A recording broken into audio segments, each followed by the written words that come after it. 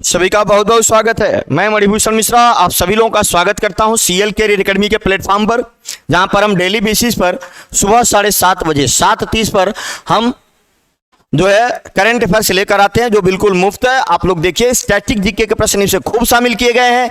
देश दुनिया की घटनाओं पर आधारित प्रश्न जो आपके परीक्षा के लिए बेहद महत्वपूर्ण है, इसमें शामिल किए गए हैं। नेशनल इंटरनेशनल ऑर्गेनाइजेशन संस्थाओं के प्रश्न जो परीक्षा में पूछे जाते रहते हैं, स्टैटिक जीके के पार्ट हैं, तो ये सब इसमें बताए जाएंगे। तो चलिए आज की शुरुआत करते हैं हम आज के पहले प्रश्न से। पहला प्रश्न हमारे पास है, महिला अधिकार कार्यकर्ता सेवा की संस्थापक सेवा एक संगठन है कि संस्थापक का निधन हो गया, इनका क्या नाम है? तो ये जो महिला अधिकार कार्यकर्ता और ये सेवा की संस्थापक निधन हो गया, नाम पूछा जा रहा है इनका। तो इनका जो नाम है वो है इला भट्ट। इला Bhatt is the right answer. इला भट्ट। सेवा जो है ना, SEWA, सेवा का जो पूरा नाम है self employed woman association. Self employed woman association. Self employed woman association है ना, सेवा का पूरा नाम है। इसके संस्थापक थी इला भट्ट और एक महिला अधिकार कार्यकर्ता भी थी। इनको पद्म भूषण से सम्मानित किया गया था।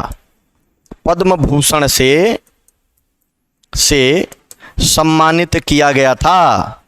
सम्मानित किया गया था, ध्यान रखेंगे, पद्म भूषण से सम्मानित किया गया था इला भट्ट को। तो ये सेवा की संस्थापक थी, सेवा महिला अधिकार कार्यकर्ता, इनका निधन हो गया। तब एक महत्वपूर्ण प्रश्न बनता है, निधन, कार्यकर्ता, ज्वाइनिंग, इन सबसे प्रश्न बनता है, तो आप इसको याद कर लीजिएगा। इला भट्ट महिला अधिकार कार्यकर्ता थी। T20 विश्व कप में 3 बार है ना, T20 जो विश्व कप है के इतिहास में 3 बार 3 या इससे अधिक अर्धशतक बनाने वाले पहले खिलाड़ी। मतलब 3 विश्व कप में ऐसा हुआ कि 3 या उससे अधिक बार अर्धशतक बनाने वाला पहला खिलाड़ी है, वो है भारत के पूर्व कप्तान विराट कोहली। पूर्व T20 कप्तान विराट कोहली हैं, याद रखिएगा। बेहद महत्वपूर्ण प्रश्न है। इन्होंने 2014, 2016 और 2022 में 3 या उससे अधिक बार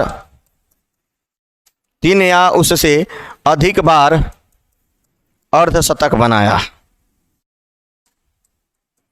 3 या उससे अधिक बार अर्धशतक बनाया है, याद रखिएगा। 2014, 16 और 2022 में 3 या उससे अधिक बार अर्धशतक बनाया है विराट कोहली ने। जबकि गौतम गंभीर 1 बार बना चुके हैं, हेडन 1 बार बना चुके हैं। तो सभी लोग एक विश्व कप में ही, उन लोगों ने केएल राहुल 2021 में 3 अर्धशतक बनाए थे। तो इस तरीके से विराट कोहली इकलौते खिलाड़ी है जो 3 विश्व कप में 3 या अधिक बार इन्होंने क्या बनाया है, अर्धशतक बनाया है। चलिए अगले प्रश्न पर आते हैं हम। गंगा उत्सव 4 नवंबर 2022 को नदी महोत्सव के रूप में, गंगा उत्सव 4 नवंबर को मनाया गया, नदी महोत्सव के रूप में कहां मनाया गया है? तो यह इसका जो सही जवाब होगा, नई दिल्ली में मनाया गया। इसका ए बिल्कुल सही जवाब, नई दिल्ली में मनाया गया है।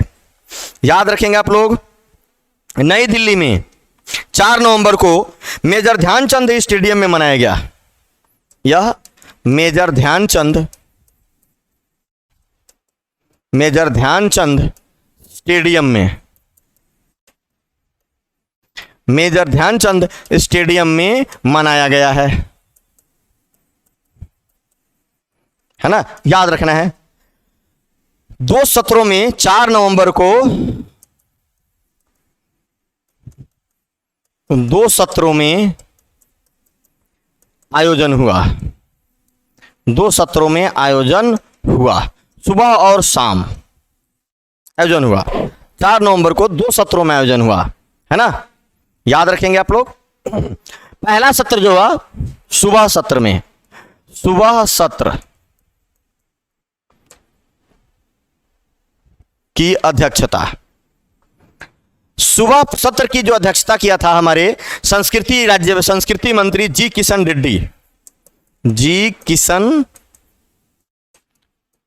रेड्डी ने। और जी किशन रेड्डी संस्कृति मंत्री हैं। शाम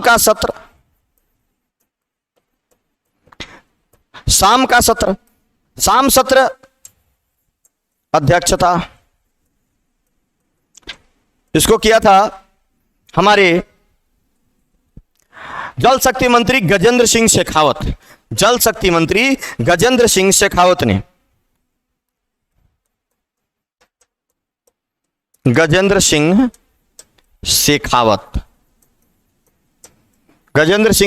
ने किया था। ये जल शक्ति मंत्री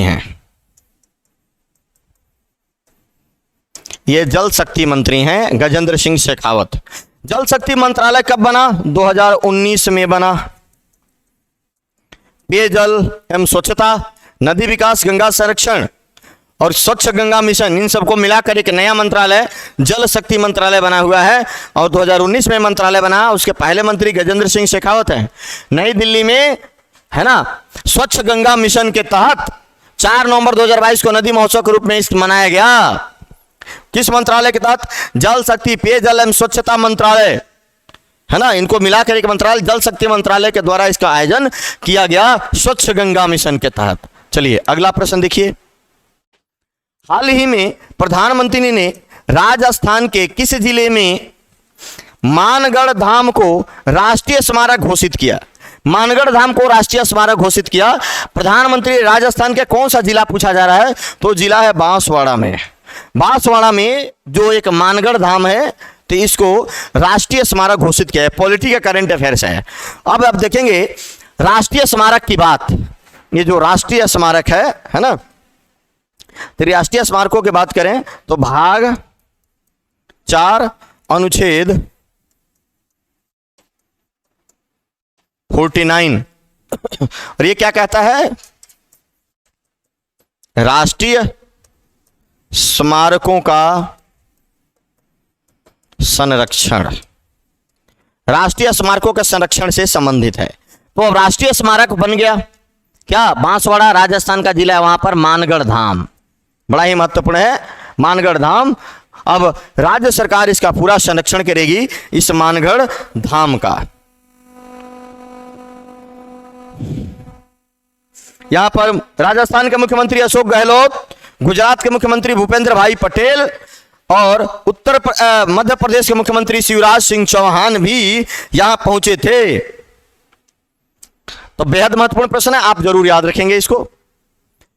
25 से 28 नवंबर 2022 तक 25 से 28 नवंबर 2022 तक साइकिलिंग का टूर्नामेंट होगा जिसका नाम है ट्रैक एशिया कप 2022। इसकी मेजबानी कौन करेगा? तो इसकी जो मेजबानी करेगा, इसका जो सही जवाब होगा वो हो जाएगा केरल। इसकी मेजबानी करेगा, Kerala is the right answer, है ना। साइकिलिंग ट्रैक टूर्नामेंट, और यह एक बहुत बड़ा टूर्नामेंट का आयोजन है, cycling track tournament.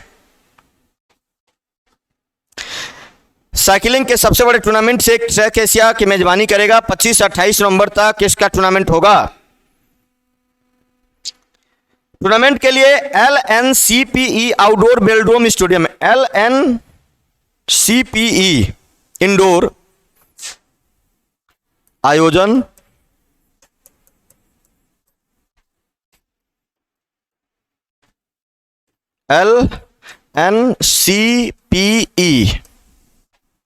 LNCPE outdoor velodrome stadium, outdoor velodrome stadium में होगा। आउटडोर वेलोड्रोम स्टेडियम में इसका आयोजन होगा।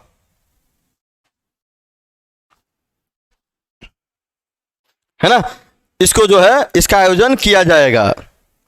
25 से अधिक देशों के लगभग 200 प्रतिस्पर्धी हिस्सा लेंगे।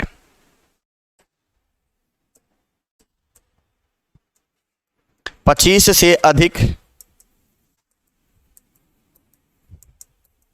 देशों के लगभग 200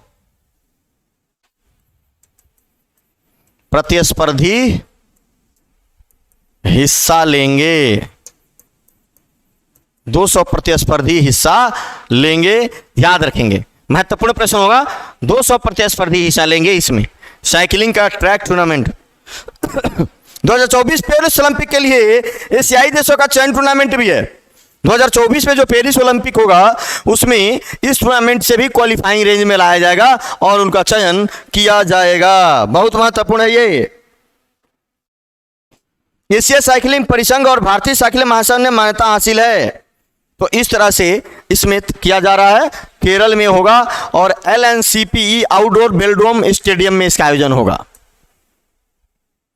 हाल ही में पहली राष्ट्रीय प्राकृतिक कृषि मिशन समिति की बैठक की अध्यक्षता किसने की है? तो ये राष्ट्रीय प्राकृतिक कृषि मिशन समिति की बैठक की अध्यक्षता जो किया है वह किया है हमारे केंद्रीय कृषि मंत्री नरेंद्र सिंह तोमर ने किया है। इसका सही जवाब हो जाएगा ए, है ना। कहां हुआ? विज्ञान भवन नई दिल्ली में।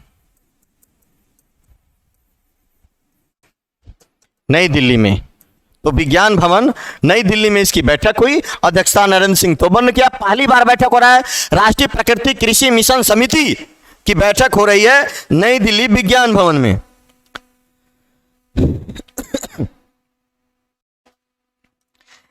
NMNF पोर्टल का भी शुभारंभ हुआ। NMNF पोर्टल का भी शुभारंभ हुआ।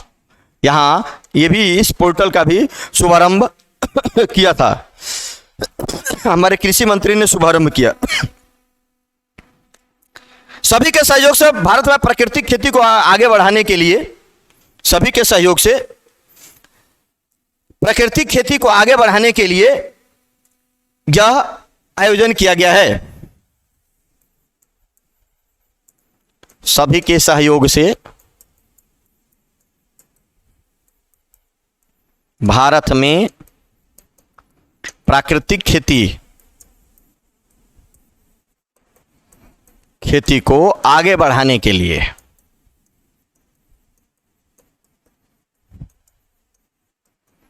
है ना। तो इसका आयोजन इसीलिए हुआ है, सभी के सहयोग से प्राकृतिक खेती को आगे बढ़ाने के लिए इसकी बैठक हुई है। चलिए, हाल ही में एशियाई महाद्वीपीय शतरंज चैंपियनशिप का खिताब किसने जीता? हाल ही में एशियाई महाद्वीपीय शतरंज चैंपियनशिप का खिताब किसने जीता है? तो इसका खिताब जीता है आर प्रज्ञानंदा और पीवी नंदीदा, दोनों। इसका उत्तर हो जाएगा सी, इन दोनों ने जीता है। महिला वर्ग में पीवी नंदीदा ने जीता है, क्रमशः ओपन और महिला वर्ग के खिताब जीते। पीवी नंदीदा ने ओपन और महिला वर्ग के खिताब जीते हैं। ओपन पुरुष वर्ग, महिला वर्ग, पुरुष वर्ग महिला वर्ग में इन दोनों ने खिताब जीता है, एशियाई महाद्वीपीय शतरंज चैंपियनशिप का खिताब।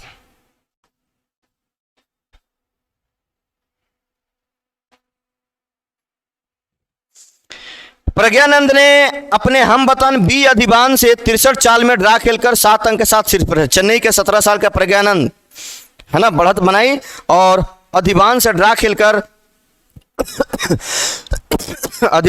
खेलकर यह खिताब अपने नाम कर लिया।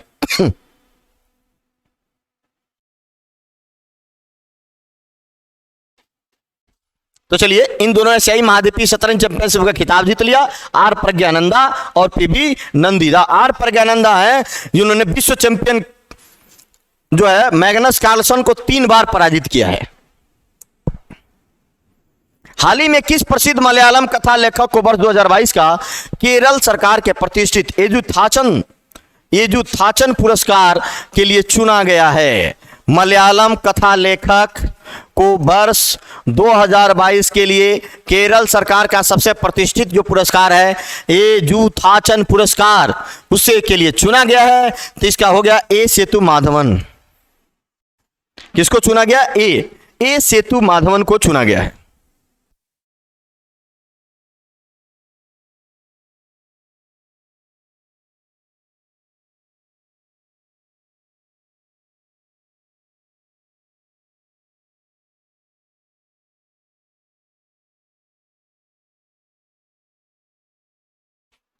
ए सेतु माधवन को चुना गया है। तो केरल सरकार का जो प्रतिष्ठित एजुथाचन पुरस्कार है उसके लिए इनको चुना गया है। मलयालवी भाषा में और साहित्य में उनके समग्र योगदान के लिए मलयालम भाषा में भाषा एवं साहित्य में उनके योगदान के लिए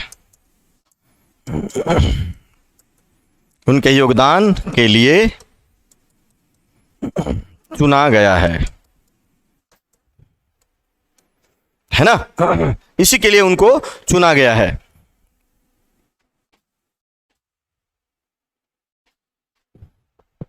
इन्होंने पेशे से एक बैंकर हैं।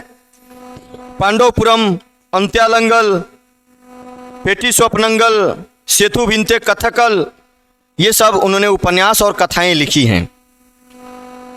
इस सम्मान में 5 लाख रुपए का नगद पुरस्कार और एक प्रशस्ति पत्र दिया जाता है। इसमें 5 लाख रुपए का नगद पुरस्कार, इसमें 5 लाख रुपए का नगद पुरस्कार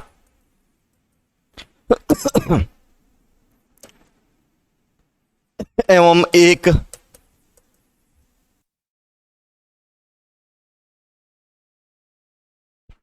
प्रशस्ति पत्र दिया जाता है। एजुथाचन पुरस्कार केरल सरकार का सबसे प्रतिष्ठित पुरस्कार है।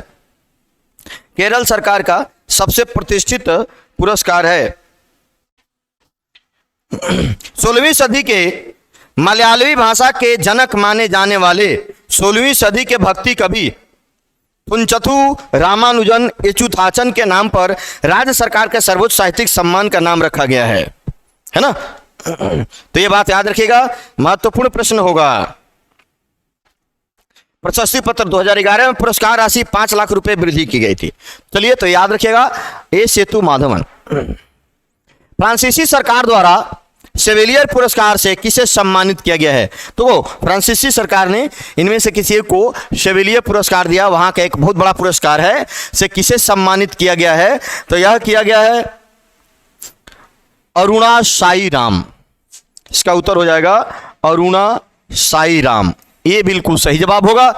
अरुणा साई राम को सेवेलियर पुरस्कार के लिए चुना गया है। कर्नाटक गायक, संगीतकार, सहयोगी, मानवतावादी और वक्ता अरुणा साई राम को, है ना? ये गायक भी हैं, संगीतकार भी हैं, मानवतावादी, गायक, संगीतकार, मानवतावादी, वक्ता, ये वक्ता, है ना? फ्रांस सरकार के द्वारा सेवेलियर पुरस्कार, फ्रांस के सर्वोच्च सम्मान सेवेलियर डी ला आर्डेस डेस आर्ट एंड डेस पुरस्कार सम्मानित गया। फ्रांस सरकार के सर्वोच्च सम्मान वक्ता को फ्रांस सरकार के सर्वोच्च सम्मान से सम्मानित किया गया है। तो याद रखिएगा, और उसका नाम क्या है? सेवेलियर पुरस्कार कहा जाता है। इस पुरस्कार का जो नाम है वो नाम है सेवेलियर डी ला आर्डे डेस आर्ट एट डेस, इसका पूरा नाम है। इनको इनके गायन कौशल के लिए, बल्कि भारत फ्रांस संबंधों के विकास में के लिए चुना गया है। गायन कौशल भारत फ्रांस संबंधों के विकास के लिए चुना गया है। इनकी गायन कौशल एवं भारत भारत फ्रांस संबंधों के विकास के लिए चुना गया है। तो ये फ्रांस सरकार का सर्वोच्च पुरस्कार से अरुणा साईराम को चुना गया है। याद रखिएगा, बेहद महत्वपूर्ण प्रश्न है। That is a very very most important. चलिए, विश्व सुनामी जागरूकता दिवस हर साल कब मनाया जाता है? विश्व सुनामी जागरूकता दिवस हर साल कब मनाया जाता है? तो इस प्रश्न का क्या उत्तर होगा? तो यह मनाया जाता है हर साल 5 नवंबर को मनाते हैं। सुनामी जागरूकता दिवस हर वर्ष 5 नवंबर को मनाया जाता है। याद रखिएगा आप लोग। वर्ल्ड सुनामी डे 5 नवंबर को मनाया जाता है। भविष्य में आने वाली आपदाओं को लेकर हम तैयारी कर सकें, ज्यादा से ज्यादा जिंदगियां बचाई जा सके, इसीलिए दिवस मनाया जाता है। सुनामी के बारे में जागरूकता के प्रचार प्रसार के लिए उद्देश्य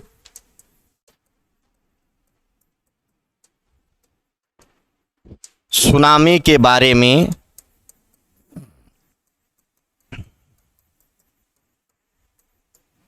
जागरूकता के प्रचार प्रसार के लिए जागरूकता के प्रचार प्रसार के लिए मनाया जाता है।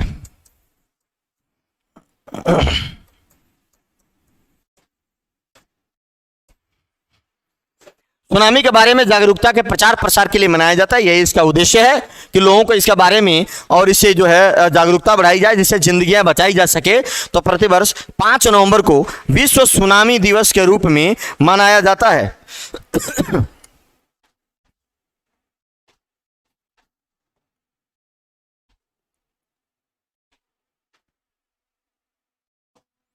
सुनामी दिवस के दिन सभी को सुनामी से होने वाले खतरों और बचाव के बारे में बताया जाता है। इस दिन प्राकृतिक आपदा सुनामी के बारे में लोगों को जागरूक किया जाता है और ऐसे स्थिति से निपटने के बारे में भी जानकारी दिया जाता है। विश्व में ऐसे कई देश हर साल सुनामी की मार झेलते हैं। विश्व सुनामी जागरूकता दिवस 5 नवंबर 2016 को पूरे विश्व में मनाया गया था, है ना। तो सबसे पहली बार यह मनाया गया, पहली बार 5 नवंबर 2016 को मनाया गया। ये बातें याद होनी चाहिए। पहली बार 5 नवंबर 2016 को मनाया गया था।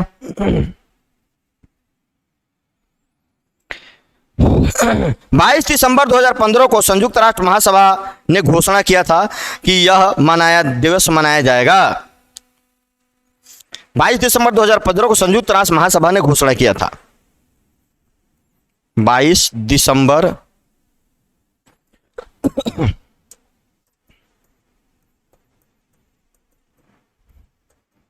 2015 को संयुक्त राष्ट्र महासभा ने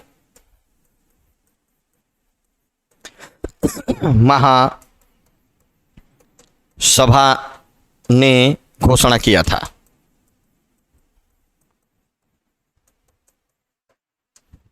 पाँच नवंबर को यह दिवस मनाया जाएगा, है ना। 5 नवंबर को यह दिवस मनाया जाएगा। तो ये बात भी आप याद रखिएगा, महत्वपूर्ण है। विश्व सुनामी जागरूकता दिवस हर साल 5 नवंबर को मनाया जाता है। Very very most important. तो चलिए आज के लिए इतना ही, कल फिर मिलेंगे। सभी का बहुत बहुत धन्यवाद हमसे जुड़ने के लिए। सुबह 7:30 पर जुड़िए और हमारे यूट्यूब चैनल के सभी प्रोग्राम के साथ जुड़िए, उसको देखिए, बहुत फायदा होगा उससे आपको। SSC GD के exam, SSC CGL, CPO, SI, CHSL सभी एग्जामों की बेहतर तैयारी की जाती है। टेट के एग्जामों की तैयारी करवाई जाती है। तो हमारे साथ जुड़िए। करंट अफेयर्स के लिए सुबह 7 बजे जुड़िए। सभी का बहुत बहुत धन्यवाद। जय हिंद, जय भारत।